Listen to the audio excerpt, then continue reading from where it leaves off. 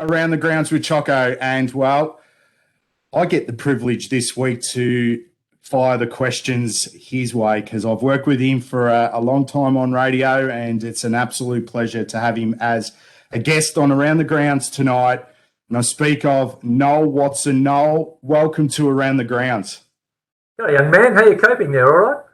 Yeah, going well. A bit nervous, actually. It's not every day I get the chance to have a chat with a bloke like yourself. Mate, it's all good fun. You know the rules. It's all tongue-in-cheek and it's all the good fun. I reckon 95% of people understand that. There's a few that don't, but I think most people get it. We have a bit of fun. Well, no, let's get started, mate. You've been involved in the community now for a while. Tell us a bit about your background in footy and how it all started as a player and obviously now in terms of what you're doing in the media. It depends how far back you want to go. Back to school days, I suppose. Started over. We come from a place over in Gold Valley near Numurkah, and people may remember that Chips McCartney played for Lel, but he went over and coached Numurkah. Not while I was there. I was a kid then. Obviously, he wasn't even thought of. But went to school over there, and it was great fun. Captained the primary school side and the high school side. We played a fair bit of footy, which was great because we played against the teachers then. But my footy itself, I was lucky enough. I started out in the seconds. We didn't have thirds, so I had to stand in the forward pocket. Didn't touch the ball for 2 years. I was 11 playing twos, which is what happened a lot back then. Just helped out. And then we progressed up, and my last year there, we were very, very lucky in so much I was 17 at the time, doing year 12, and it was a big year. I met my now wife. I struggled through, but I got through year 12, and we won the flag, which was absolutely sensational. I said I was in year 12. Also lucky enough to win the B&F that year at 17 years of age. So old man had to drive me to footy training and back, but it was a big, big thing. And you remember this guy, Donny Rudd. You remember Donny Rudd? Yeah, I do remember Donny Rudd. Well, I played on him in that grand final. He played centre-half forward. I played all my junior footy at centre-half back. And I played on Donny Rudd, and we beat Ruddy's side, so it was fantastic. And after the game, one of the old stalwarts did what you'd never do now. He walked around and gave everybody a packet of smokes, which I didn't take, I must say. I didn't take. It was great fun. Well, great time. So, and then you headed over this way. You played a bit of footy over here. You spent some time at a number of clubs, mate. What was the difference? What made you come over to this part of the region? Okay, I went from there. I went over to Mansfield, played with Kevy Storer, who, of course, Tintinder people will know, and you'll know, Kevy Storer.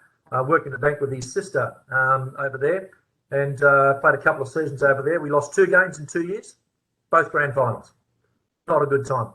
Cut a long story short, I went over to Bendigo with work. I played then centre-half forward for South Bendigo. Back in the days, they were great days, really good footy. I was super fit. Used to run up and down Rosalind Park, and I know a lot of people know Rosalind Park in the hills, and we all got super fit down there. And I played centre-half forward, and Harry Watts was the coach. He was a gun player in his day down there, and blokes down there used to go straight from Bendigo to Carlton. I was never that good, but a lot of players did. And then went out and coached Newbridge in the Loddon Valley League. We finished 4th both years. Got knocked out 3 or 4 times in one season, which you would never do now. They'd tell you to stop, but we just brought it up the next week and away we went. Lucky enough there, my first year I won the medal there. But what brought us up here is we bought a business, a mixed business in Swan Hill. And so my wife and I moved up, and we just started to run a mixed business, and things developed up from there. I got asked to go to Swan Hill. I knew the Kellys, Gerald Kelly, a little bit. And then when I moved to Swan Hill, a really, really good bloke in Vinny Dullard came to see me. And for those that know Vinny, soul of the earth, just a great bloke. And, he set me on the right path playing for Swan Hill. Yeah, great family, the Dallards. I had Tom on the show previously. But when did you finish footy? You played till what? Your late 40s, mid 40s? Okay, the first time I retired when I was about 30. I had a bit of a sore back and couldn't run properly, and that's all I could ever do. I just ran. I did a lot of athletics and basketball and that. And people remember, I was just a runner, not much of a footballer really. But so I pulled this pin then, and Praddy and myself and Ninga McLennan, another really good footballer, we used to call the footy. Not like we do now, I might add. We had earphones and a microphone, and that was it. No iPads, no major sponsors, just nothing. And a little radio that we used to tune ourselves back in with. You know the difference now, Chocco. Of course, we get cued in. We used to listen to the radio and go, well, the ad stopped, we better start. So anyway, it was great. But so I retired then, and then I had one of those. When I turned 50, I want to do moments. And I was still pretty fit. So I asked Swan Hill Twos if they would mind if I sat on the bench one game. I was 50. I retired at 59 for the second time. And that was because I had a stress fracture in my foot. So I sort of had to give the game away, which is a good thing. But I made sure I didn't I didn't hold anybody out. I went down to Quamby. They were fantastic. They were shorter players. I just helped out down there and had a bit of fun. It was all good. Yeah, so gave it away at 59. Yeah, 59, mate, and you're still fighting fit to this day. But you spoke about your time on radio and you spoke about the legend of Harold Pratt and that. What made you get into calling footy or basically commentating footy? I know you're involved with, you do MCs for club presentations, league presentations, but what made you get involved, Noel?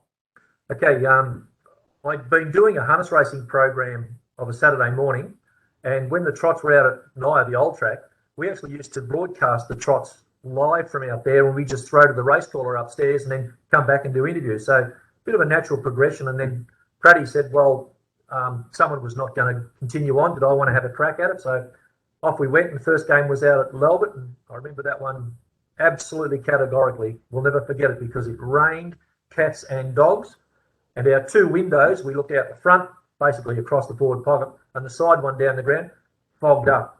It was a terrific initiation, but that was simply an invitation, David, to go and have a crack at it, and didn't look back. I loved it. And what was it like calling with the likes of Harold Pratt and these true legends? Because I'll tell you, I think if you mention the word Harold Pratt, he's an out-and-out legend of football commentary in this region. And I know you're following his footsteps very, very closely. But, mate, what was it like? Oh, it was unbelievable. We had some amazing times. You like things that we used to do then, we would never get away with on radio now. Some of the comments that we were allowed to make and were quite humorous, and people would take the right way. They certainly wouldn't take them that way now. And we used to call footy interleague. We went to the interleague one time. We had to call it out of a car because it was pouring rain. And of course, in those days, we'd set up on a roof or in the grandstand or on the boundary, wherever we could, to call the footy. It was just, we got locked in when coaches wouldn't let us down out of the coaches box, out of the broadcast box. We got locked out for one grand final when a certain coach decided he wanted to close all the rooms. We had to get into broadcast. We had to get the league president to get us into broadcast. Funny time, Praddy fell off the chair one time halfway through the call and kept calling. He said, "Oh, no, the ball's gone to the forward pocket, over to you." And he's lying on the floor beside, absolutely in a bit of hysterics. It was the funniest thing. It was out at Naya. It was huge. Just memories. Now, you're also a part of the morning footy show on Saturday mornings, 13:32 3SH. How long have you been involved in that program? Well, let me put it this way to you, David. Some of the blokes that I started calling weren't born, and they have now retired. I did a quick 37, 38 years, something like that. So with great respect to Praddy, I've easily passed what he put in time. I'll never get to the heights that he put it all together, because he was the start. He was the absolute start. And in your eyes and in your words, how important is it to be able to cover and recognise what community football means? I know we all talk about the hype of the AFL, but in your eyes, you do your Saturday morning show, you're a part of Central Murray Live. How important is it to broadcast local footy for local followers? David, I don't think people understand. Perhaps now with COVID, they will understand a bit more, that it is just the absolute part of the fabric of the whole environment, if you like, of where we live. It's not just footy. It's netball. Netball's very important. I had 3 sisters, 2 of them really good basketball. I'm sorry, netballers and good basketballers. And so netball, and over in the North Central, they've got the hockey. It just brings everybody together. And when you go into the footy, it's like, get off your backside, because we're going. You go and talk to people. You might listen to us on the radio, and yeah, we might get up your nose, but I mean, with great respect again, David, a lot of people understand that's probably what we got to do. Give them something to talk about. They get to the footy and they say, that Glenn Stewart, you know what he said, or that Noel Watson, or that. Do we care? Not really. You've been in the studio when we're recording. It's actually, we should put the breaks to air rather than the actual program. It's great fun. It's all tongue in cheek, but it's just great. But to get back to the question, I don't think there's any doubt.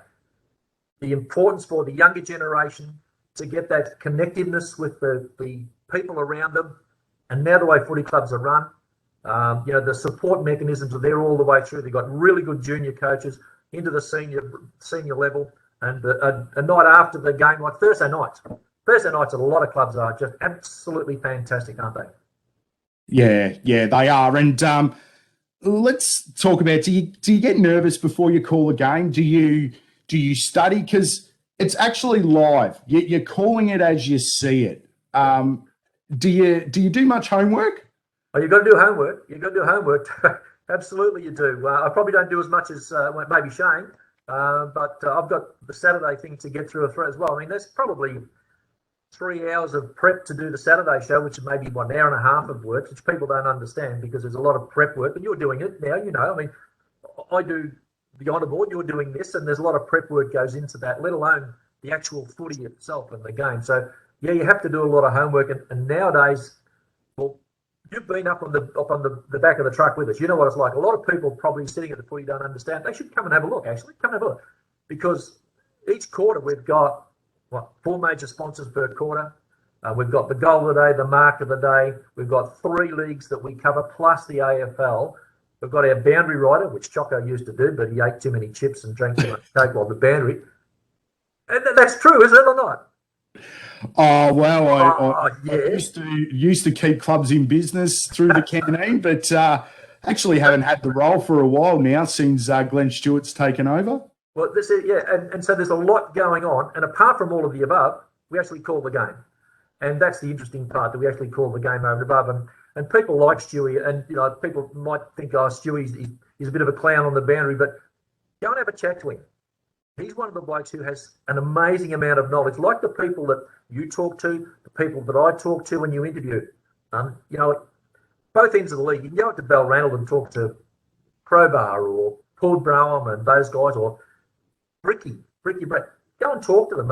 Even young Jesse Clark, I found terrific to talk to, because they've all got a story, they've all got something to contribute, and it's just absolutely amazing. So do we complete homework? Yeah, we do. It's interesting when players get in and out of a side, or they run out of the ground with a totally different number, but that's okay. So yeah, we try and do as much homework as we can, but don't worry, we get it wrong. We understand it. We don't have TV monitors like they do in Melbourne.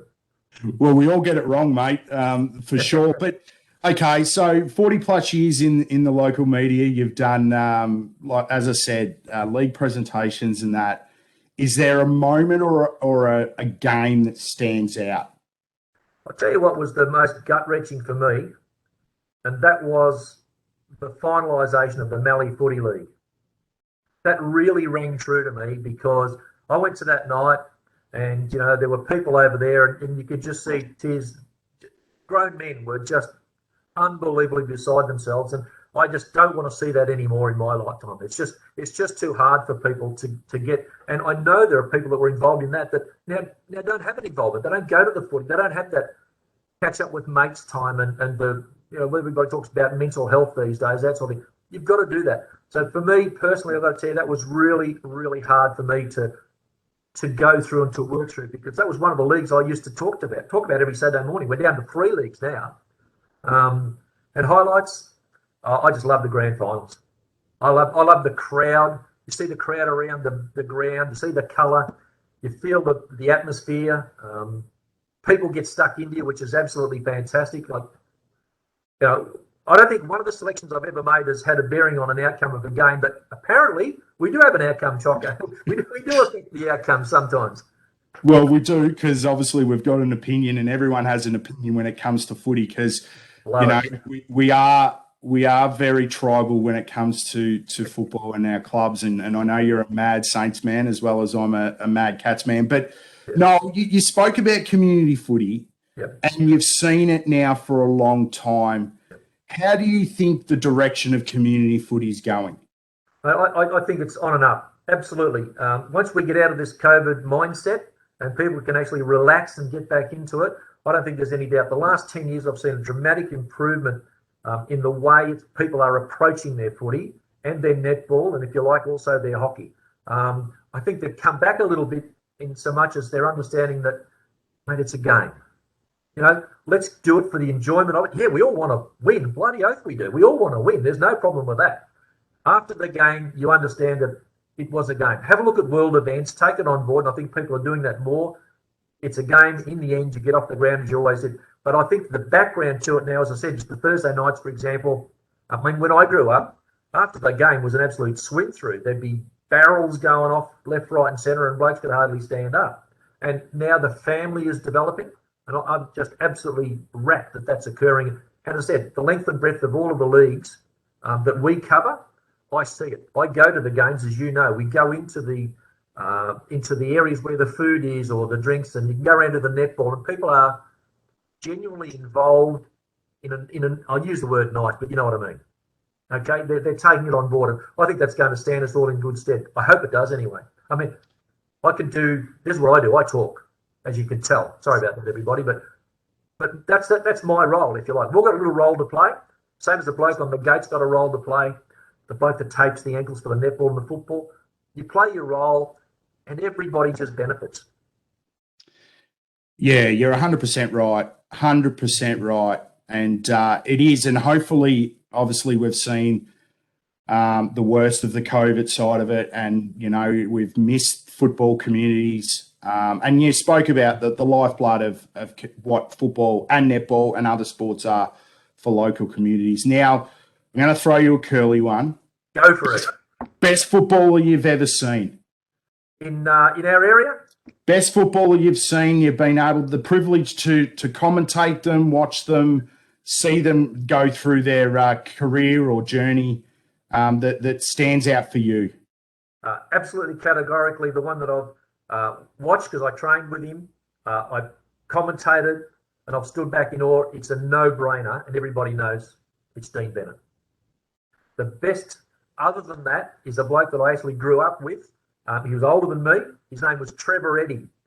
He played over in the Golden Valley League, 5'7" or 8", would sit on tops of packs, kicked 150 goals in the Golden Valley League, was an absolute gun, good cricketer, all-around sportsman. But, mate, over here, absolutely Dean Bennett, hands down. Yeah, he's an absolute superstar, Jack Betts medalist, best and fairest winner, premiership coach, player, you name it. Another guest I've had on around the grounds. David, the other thing is he's prepared to put back in. He goes and coaches the kids. I mean, that's the sort of thing that now is developing. You see, like you can talk about, there's a couple of blokes out at Naya that are helping out in the twos. Two absolute legends of the club. They could have just pulled the pin and given away. They're shorter players. They're helping out, That's great. That's what it's all about. Get in or go umpiring. Go umpiring. Please go umpiring. Yeah, we have a bit of fun with the umpires, but so what? I'm sure they're big enough and ugly enough to work out what we're doing. We're actually having a bit of fun. And everybody's got to, they have a go at me, they have a go at you, they have a go at you. You have a go at the umpires, that's all good. We have a laugh about it. It's all good. And is that something you've enjoyed as a commentator, watching generations come on? You've called their fathers, their grandfathers, you've interviewed them. You spoke of, obviously, you've had some involvement with, say, Frank Curran, who's an absolute stalwart of the Central Murray, and you spoke now talking about Matt. Ash Thompson. Ash Thompson's another one. Mate, the names go on and on. How do you feel calling their? No, well, you're not so old, but does it actually? Do you reminisce of the good times? I tell you what I do a little bit. I watch and I watch to see the mannerisms of them. Now I can go with mainly the Swan Hill Waste because I played there, and people say, "Oh, I select Swan Hill." I tell you what, I've had more phone calls, not more, but I've had a number of phone calls from Swan Hill people after I have a crack at them than I have nearly any other club. Having said that, I've watched the Dullards. I've watched the Foots come through. I've watched the Kellys over the road. Okay, those sorts of players come through. Palmer, if you like, out at Warraneen. Not so much Kerrang, guys, because I didn't necessarily play down there, but gee, they've got some great players down at Kerrang, haven't they? I mean, I mentioned one of them earlier, Jesse Clark. I think he's an out-and-out champion. He's been a gun for them. Maybe a little bit undersold, but I think he's been an absolute gun. So I sort of watch the mannerisms and see how they go. And you go to the Foots and you got Stephen, Vince, Big Pete, you know, the rest of them come through. They've just been a terrific family. And again, it's that family connection, isn't it, Chocco? Family. Yeah, sure is. And we've had an interrupted year this year. And what's your predictions or what's your thoughts on 2022? Well, I'm hoping that some of the bottom sides will pick up, and that's what the recruiting is saying already. I'd really like the top sides to draw a line in the sand and say, you know what, we've probably got enough and make it even. But that won't happen. And we all understand that. Everybody wants to win, as we said earlier on, and that's the way it is. Good on them. If they've got the wherewithal and the capital and the expertise to go out and get players, good on them. What do I think is going to happen? I'm hoping that the top five will be really, really tight this year. I'd like to see probably 7 sides battling it out to get in there, and then the top 5 within 2 games of each other come finals, because that would be absolutely sensational. I'd also like to see some of the, and I'll talk general terms, district sides, you know, the Golden Rivers, etc., pick up some more players if they possibly can, especially in the junior ranks, because I've got to tell you, Chocco, I really do worry about the junior ranks, where the game's going. That's why I'm happy that it's becoming more family orientated. We need the kids, we need the youngsters to be playing footy again. Understand it's a game. Mums and dads, don't harass them. Let them play. Just let them go. Well, Noel, thank you for joining us. It's always a pleasure having a chat. I know we have a bit of banter across the desk and that, but mate, congratulations what you've done so far, and hopefully we can continue to hear you on the Saturday morning show, as well as Central Murray Live, and calling football in the region for many years to come.